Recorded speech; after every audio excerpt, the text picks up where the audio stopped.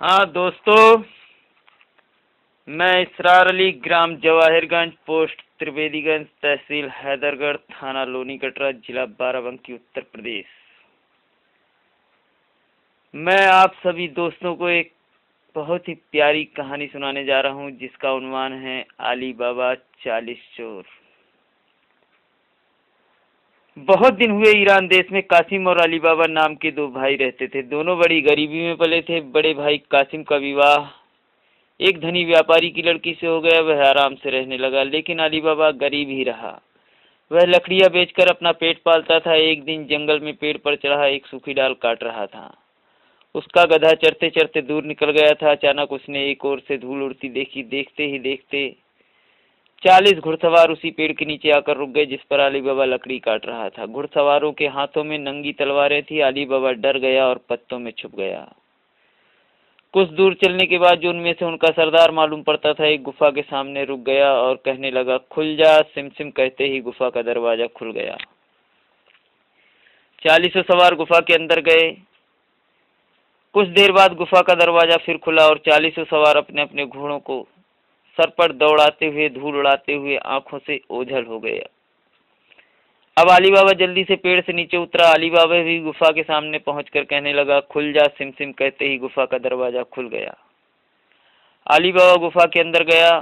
गुफा सोने, चांदी, हीरे, मोती, जवाहरात से भरी पड़ी थी। अली बाबा की खुशी का ठिकाना न रहा। उसने जल्दी से एक बोरे में सोना, चांदी, सरफिया भर लिया और उस अपने गधे के ऊपर लाद कर उस पर लकड़ी का बोझ रखकर घर की ओर चल दिया। घर पहुंचते पहुंचते अली बाबा को रात हो गई थी। अली बाबा की पत्नी चिंता में बैठी थी। जब अली बाबा रात को घर पहुंचा तो दोनों ही असरफियां गिनने में लग गए। असरफियां गिनने में बहुत देर हो रही थी, इसलिए अली बाबा की पत्नी ने सोचा, क्यों ना हो हम कासिम के यहाँ से तराजू मांग लाएं और असरफियां तौल कर रख दें। उतनी ही रात को अली बाबा की पत्नी कासिम के यहाँ तराजू मांगने गई। कासिम की पत्नी बहुत चालाक थी। उसने सोचा, इतनी रात गई, ये लोग क्या तौलेंगे। ये पता लगाने के लिए उसने तराजू के एक पलवे में थोड़ा सा मोम चिपका दिया। जब अली बाबा की पत्नी असरफियां तौलकर तराजू लौटाने वापस गई तो उस तराजू के पलवे में चिपकी मोम में एक असरफी चिपकी रह गई। कासिम की पत्नी की आंखें फटी की फटी रह गईं। उसने सारा भेद कासिम को बताया, परंतु कासिम को पहले तो विश्वास ना हुआ। जब उसने तराजू के पलवे में चिपकी मोम में असरफी चिपकी तो बताया तो कासिम को विश्वास हो गया। सुबेरा होते ही कासिम अली बाबा के घर गया और असरफी का सारा भेद जानना चाहा। पहले तो अली बाबा ने भेद बताने में आनाकानी कर दी, परंतु जब उसने शहर कोतवाल को खबर करने की धमकी दी तो अली बाबा ने असरफी का सारा भेद कासिम को बता दिया। उसी दिन शाम होते होते कासिम गुफा के पास पहुंचा और कहने लगा, खुल जा। सिम सिम कहते ही गुफा का दरवाजा खुल गया। कासिम गुफा के अंदर गया। सोना, चांदी, हीरे, मोती, असरफिया देखकर वो भी इतना खुश हुआ कि उसकी भी खुशी का ठिकाना ना रहा। उसने जल्दी जल्दी बोरों में असरफियां, सोना, चांदी भर लिया और वो इतना खुश हो गया, इतना खुश हो गया कि वह सिम सिम शब्द भूल गया। वह सभी पेड़ पौधों, पशु पक्षियों के नाम ले डालता है। कभी कहता है खुल जा पीपल, कभी कहता है खुल जा बाजरा, कभी कहता है खुल जा जौ। सभी पेड़ पौधों, पशु पक्षियों के नाम ले डालता है, लेकिन उसकी जबान पर सिम सिम शब्द नहीं आता है।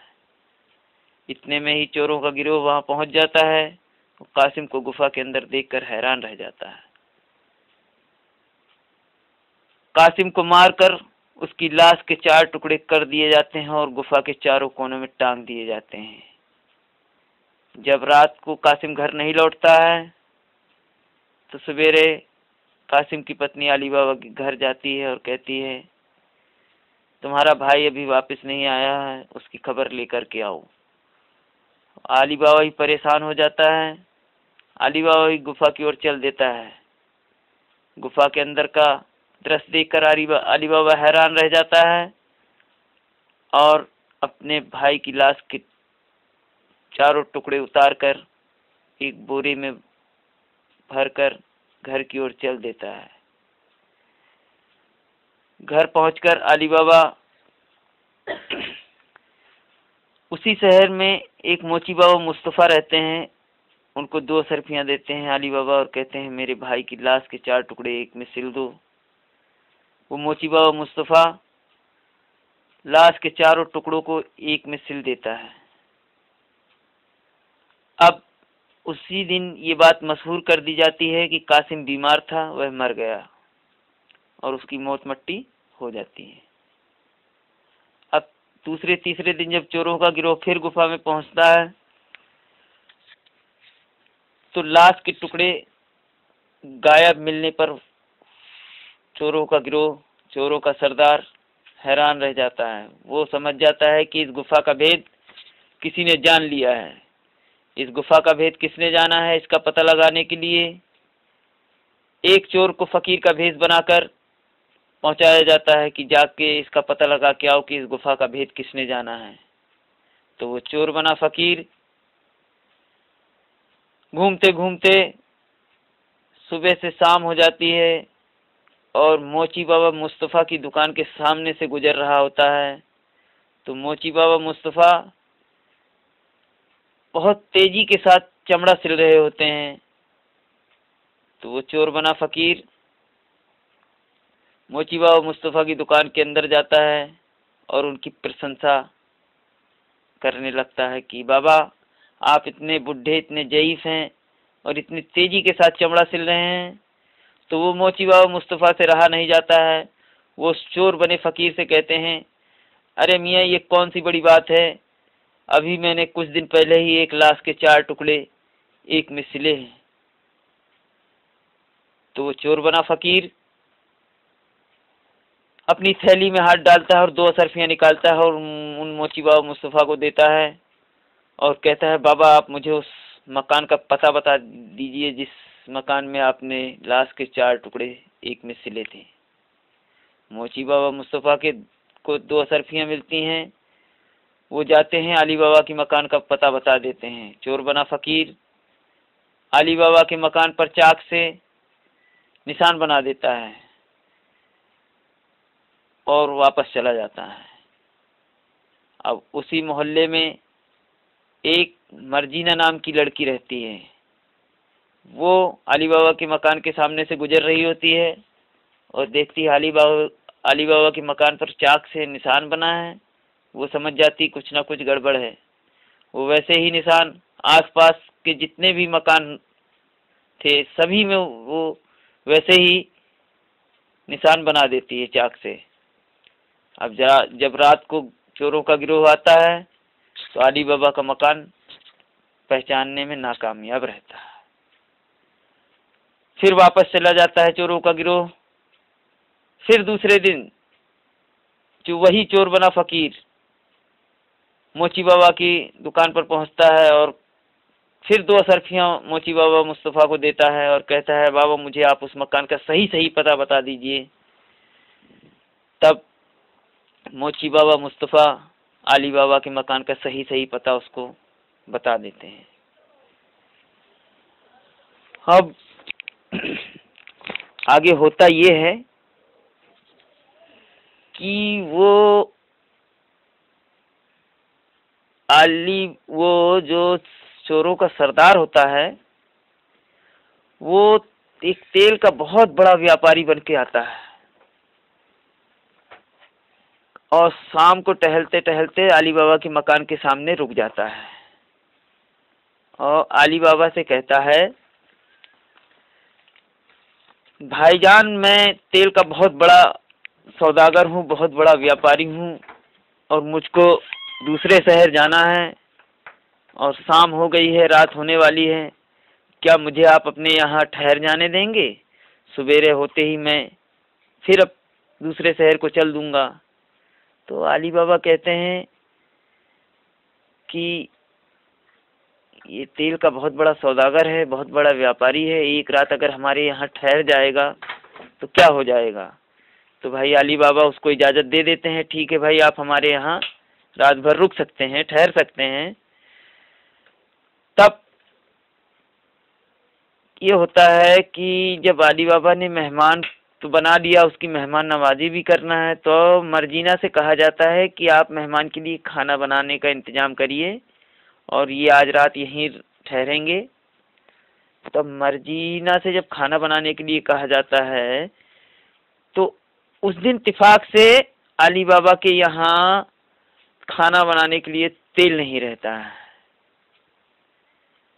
तो मर्जीना कहती है कि बाजार से तेल लाने से अच्छा है क्यों ना हम इनके कुप्पों से थोड़ा सा तेल निकाल लें। तो मर्जीना जैसे ही पहले कुप्पे के पास पहुंचती है वैसे ही उसमें अंदर जो चोर बैठे रहते हैं वो सोचते हैं शायद हमारा सरदार आ रहा है, तो अंदर से ही वो आवाज लगाता है, क्या सरदार बाहर निकलने का टाइम हो गया है। मर्जीना समझ जाती है मन ही मन में कि कुछ दाल में काला है, तो वो कहती है कि अभी नहीं। ऐसे ही उस 39 कुप्पों में से यही आवाज आती है, क्या सरदार बाहर निकलने का टाइम हो गया है। सबका वो एक ही जवाब देती है, अभी नहीं। अब 40वें कुप्पे में उसको मिलता है तेल। वो मर्जीना होशियारी से उस 40वें कुप्पे के तेल को एक बहुत बड़े कढ़ाई में खौला लेती है। खौलाने के बाद थोड़ा थोड़ा तेल सारे कुप्पों में डाल देती है। अब 39 चोरों का खात्मा मर्जीना अकेले ही कर देती है। अब जब अभी मर्जीना ने अली बाबा को भी नहीं बताया, किसी को भी नहीं बताया। जब खाना वाना खाने के बाद सब सो जाते हैं तो जो चोरों का सरदार अकेला बचता है वो कहता है आधी रात गुजर चुकी है, अब चले अपने साथियों को उठाएं और इसके मकान पर धावा बोल दें अली बाबा के। तो भाई वो पहुंचता है, जैसे ही पहले कुप्पे के पास पहुंचता है तो देखता है उसमें, ऐसे ही देखता है सारे कुप्पों में तो उसके 39 साथी मार दिए जाते हैं। अब वो रातों रात वहां से भाग जाता है। रातों रात अपनी जान बचाकर वो भाग जाता है। अब धीरे धीरे करके अली बाबा गुफा का सारा माल अपने यहाँ इकट्ठा कर लेता है और बहुत बड़ा आदमी बन जाता है, बहुत बड़ा आदमी बन जाता है। अब वो चोरों का जो सरदार रहता है उसको तो बदला लेना होता है, उसके साथी भी मार दिए जाते हैं, उसका सोना चांदी असरफिया भी सब हजम हो जाता है। अब वो कहता है कि इससे अली बाबा से कैसे बदला लिया जाए। तो काफी सालों के बाद वो उसी शहर में एक कपड़े का व्यापारी बन के आता है और अली बाबा अपने लड़के को सोने चांदी की दुकान खुलवा देता है। तो जब वो सब जानकारी करने के बाद कि ये अली बाबा के लड़के की दुकान है सोने चांदी की, और उसी के बगल में एक दुकान लेकर के वो कपड़े की दुकान खोल लेता है, वही चोरों का सरदार। अब होता ये है कि वो अली बाबा के लड़के से बहुत गहरी दोस्ती बनाता है, चोरों का सरदार। अब इतनी गहरी दोस्ती उससे बना लेता है, इतनी गहरी दोस्ती बना लेता है कि वो अली बाबा उसको अपने घर दावत के लिए कहते हैं कि भाईजान आज आपकी दावत हमारे यहाँ खाने पे है, शाम का खाना आप हमारे यहाँ ही खाएंगे।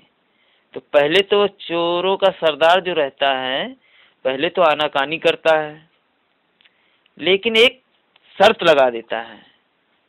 वो शर्त ये है कि वो अली बाबा के लड़के से कहता है कि मैं आपके यहाँ खाना तो खाऊंगा, दावत कबूल कर लूंगा, लेकिन मेरी ये शर्त है कि खाने में नमक बिल्कुल ना पड़े। अली बाबा के लड़के ने वो शर्त मंजूर कर ली, भाई ठीक है आपके खाने में नमक बिल्कुल नहीं पड़ेगा। तब मर्जीना से कहा जाता है कि आपको बिगर नमक का खाना बनाना है। तो उस जमाने में ये प्रचलन था, ये चलन था कि कोई किसी का नमक अगर खा लेता था तो उसके साथ में नमक हरामी नहीं करता था, नमक हलाली करता था। अगर वो बिगर नमक डला हुआ खाना खा लेता तो वो नमक हरामी यानी कि नहीं कर सकता था, उसको नमक की लाज रखनी पड़ती। इसीलिए जब मर्जीना से कहा जाता है बिगर नमक का खाना बनाने के लिए, तो मर्जीना समझ जाती है कि ये हो न हो वही 39 चोरों का सरदार है। अब जब बिगर नमक का खाना बन जाता है, जब आते हैं शाम को खाना खाने के लिए बैठते हैं, तो उसकी कमर में खंजर छिपा होता है, वो पट्टी से अंदर रहता है और वो देख लेती है मर्जीना। उसको पूरा पूरा डाउट हो जाता है कि ये हो ना हो वही 39 चोरों का सरदार है। अब जब खाना वाना खत्म होता है, खाना खत्म होने के बाद मर्जीना कहती है मैं आप सभी लोगों को खंजर नाच दिखाना चाहती हूँ। तो भाई अली बाबा का लड़का और वो ही चोरों का सरदार सारे लोग इजाजत देते हैं, ठीक है भाई आप खंजर नाच दिखा सकती हैं। अब मर्जीना खंजर लेकर नाचना शुरू कर देती है और नाचते नाचते नाचते नाचते अली बाबा की तरफ मारने का प्रयास करती है, लेकिन मारती नहीं है, फिर नाचना शुरू कर देती है। ऐसे ही महफिल में जितने भी लोग बैठे होते हैं सबकी तरफ वह मारने का प्रयास करती है, परंतु मारती नहीं है। लेकिन जैसे ही वो 39 चोरों का जो सरदार रहता है उसकी तरफ जैसे ही मारने का प्रयास करती है, सीने तक खंजर ले जाती है, और वो सीने तक खंजर ले जाने के बाद पूरा का पूरा खंजर उसके 3-4 वार वही सीने में उतार देती है। वो चोरों का सरदार जो रहता है वहीं पर खत्म हो जाता है, मर जाता है। अब अली बाबा कहता है अरे मर्जीना ये तुमने क्या किया, घर आए मेहमान को मार डाला। तब मर्जीना वो छिपा हुआ खंजर दिखाती है और कहती है अली बाबा ये घर आया मेहमान नहीं, ये वही 39 चोरों का सरदार है। तब अली बाबा खुश हो जाता है और अपने लड़के की शादी मर्जीना से कर देता है और बहुत बहुत बहुत ही मालदार आदमी बन जाता है। और देखिए कि एक लकड़ी बेचकर अपना पेट पालता था, जो कि लकड़ियां दिन भर काटने के बाद शाम को उनको बाजार में बिक्री करके अपना गुजर बसर करता था। आज देखिए पूरी गुफा का मालिक और इतना पैसा इतना दौलत हो गई उसके पास कि क्या बताया जाए। दोस्तों इसीलिए कहते हैं कभी जो है ना पैसे पर घमंड नहीं करना चाहिए। जिसको घमंड था, पहले से मालदार था, उसका भाई कासिम जिसका नाम था, उसके पास पहले से इतनी दौलत थी, लेकिन वो दौलत की लालच में आकर अपनी जान और माल सब कुछ गंवा चुका।